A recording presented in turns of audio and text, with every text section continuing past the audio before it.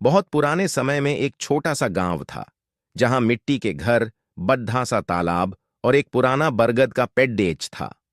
गांव में एक बूढ़ा चरवाहा रहता था जिसे सब बाबा कहते थे। बाबा के पास एक पुरानी टिमटिमाती लालटेन थी जो रात में इतनी चमकती थी कि लगता था चांद जमीन पर उतर आया हो। गांव वाले कहते थे कि उस लालटेन में कोई जादू है, लेकिन बाबा बस हंसकर टाल देता।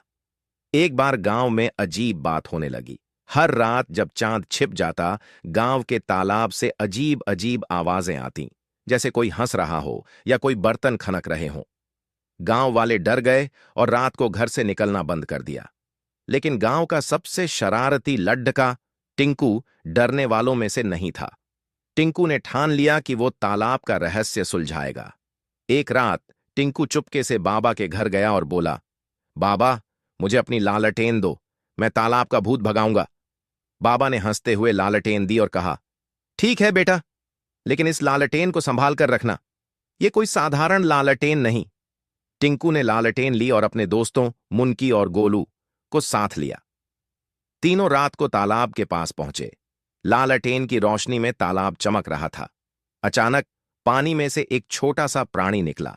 वो एक चमकता हुआ मेंढक था जिसके सिर पर एक छोटा सा ताज था। मेंढक बोला, मैं तालाब का राजा हूं, तुम्हारी लालटेन की रोशनी ने मुझे बुलाया। हमारी तालाब की जादुई मोती चोरी हो गई है, इसलिए हम रात को शोर मचाते हैं। अगर तुम मोती ढूंढ दो तो तालाब फिर से शांत हो जाएगा। टिंकू, मुनकी और गोलू हैरान थे, लेकिन उन्होंने हिम्मत दिखाई। मेंढक ने बताया कि मोती गांव के पुराने खंडहर में एक कौवे ने चुरा ली है। तीनों दोस्त लालटेन लेकर खंडहर गए। वहां एक बद्धा सा कौवा अपनी चोंच में चमकता मोती लिए बैठा था। टिंकू ने चतुराई दिखाई। उसने मुनकी को गाना गाने को कहा, जिससे कौवे का ध्यान भटके। जैसे ही कौवा चोंच खोलकर कांव कांव करने लगा, मोती नीचे गिर गया।